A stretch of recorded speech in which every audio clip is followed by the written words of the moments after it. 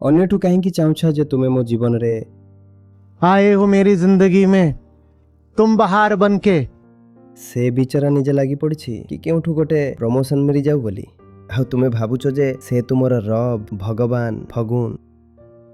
ସାଙ୍ଗମାନଙ୍କୁ ଯାଇକି ପଚର, ସମସ୍ତେ କହନ୍ତି କେହି କୁହେ ଚିରକୁଟିଏ, କେହି ଚିଲଗଜା ବୋଲି ଡାକନ୍ତି ତାକୁ, ଆଉ ତୁମେ ତାକୁ ଭଗବାନ ବୋଲି ଡାକୁଛ। ଯେଉଁ ଝିଅ ଉପରେ ତୁମେ ଫିଦା ହୋଇଯାଉଛ କି ଦେବୀ ଆସିଗଲେ ଜୀବନରେ, ତା ଭାଇକୁ ହିଁ ଯାଇ ପଚାରି ନିଅ। ତା ଭାଇ କହିବ ୟାରେ କଫି ମୁଁ ପିଆଇବି, ମୁଁ କହୁଛି ଇଏ କେମିତିକାର। 3 ଘଣ୍ଟା ଯାଏଁ ସେ ଭଉଣୀ ପୁରାଣ ଶୁଣାଇବ। ଚାଲ ଆମେ ସମସ୍ତେ ସାମାଜିକ ପ୍ରାଣୀ। କୌଣସି କାରଣରୁ ଆପଣଙ୍କୁ ବାହାଘର କରିବାକୁ ପଡ଼ିଲା, କରିନିଅନ୍ତୁ, କିନ୍ତୁ ସାମ୍ନାବାଲା ଉପରେ ଦୟା କରନ୍ତୁ। ତା ପାଖରେ ନାହିଁ କ୍ଷମତା ଆପଣଙ୍କ ଆଶାଗୁଡ଼ିକୁ ବୋହିବାର। ଆଉ ତାପରେ ବହୁତ ରାଗ ଆସେ। ଆଜି ବର୍ଥଡେ, ଆଉ ଆପଣ କେଜାଣି କ'ଣ ଭାବି ବସିଛନ୍ତି, କ'ଣ ଫୁଲ ଫୁଟିବ, ଫଗୁନ ଆଉ କିଛି ଫୁଟେ ନାହିଁ।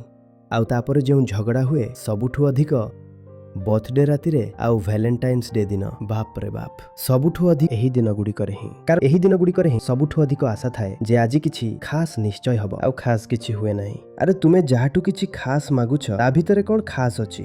ସେ ନିଜ ପାଇଁ କ'ଣ ଖାସ୍ କରିପାରିଲେ ଆଜି ଯାଏ? ଯେବେ ସେ ନିଜ ପାଇଁ କିଛି ଖାସ୍ କରିପାରିଲାନି, ତ ତୁମ ପାଇଁ କ'ଣ ଖାସ୍ କରିପାରିବ? ଛାଡ଼ିଦିଅ ତାକୁ। କିନ୍ତୁ ମନ ହୁଏନି ନା ଛାଡ଼ିବାକୁ। ତୁମେ ମୋ ଦେବାଧିରାଜ, ତୁମେ ମୋ ଜୀବନର ନୂର, ତୁମେ ମୋ ଅପ୍ସରା। तुझ में रब दिखता है। ଏବେ ଯେତେବେଳେ ରବ୍ ହିଁ ଦେଖାଯାଉଛି, ତ ରବ୍ ଠାରୁ ଆଶା ବି ରବ୍ ଭଳି ହିଁ ହେବ। ଆଉ ରବ୍ ତ ସିଏ ନୁହେଁ, ସବୁ ରବାରବ ହୋଇଯାଏ। ସାର୍ ବଟ୍ ମାନେ ସେଇଟା ବି ତ ଗୋଟେ ରୋମାଞ୍ଚ। ୟଶରାଜ ଫିଲ୍ମସ୍ ରେ ତ କରିଦିଅ ଗୋଟେ ନିଶା, ଅଲଗା କିଏ ମନା ନିଶା କରୁଛି ଅଛି। ନା କ'ଣ? ଏତେ ଲୋକ ନେଉଛନ୍ତି, ତେବେ ପ୍ରଶ୍ନ ହିଁ କାହିଁକି? खुमार बीमार। ସବୁ ଏକା ସାଙ୍ଗେ ଚାଲେ। ତାକୁ କରିଦିଅ ମାନେ ମଜା। ଏମିତି କାହିଁକି କରୁଛନ୍ତି ସେ? ମୁଁ କ'ଣ କହୁଛି ଯେ ଏୟା କର, ମୁଁ କହୁଛି କ'ଣ ହୁଏ। ତାପରେ ତୁମକୁ ଯାହା କରିବାର ଅଛି ସେଇଟା ତ ତୁମେ ହିଁ କରିବ।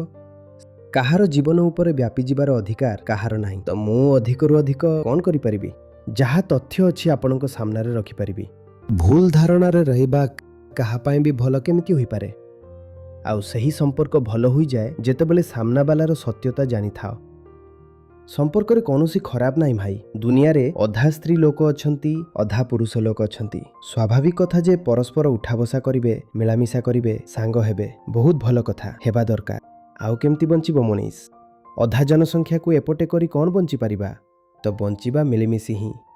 କିନ୍ତୁ ତୁମେ ତା ଉପରେ ରୋମାଣ୍ଟିକ ନୋସନ୍ ସୁପର ଇମ୍ପୋଜ କରିବ, ତ ତାର ବି ଲାଇଫ୍ ଖରାପ କରିବ, ନିଜର ବି।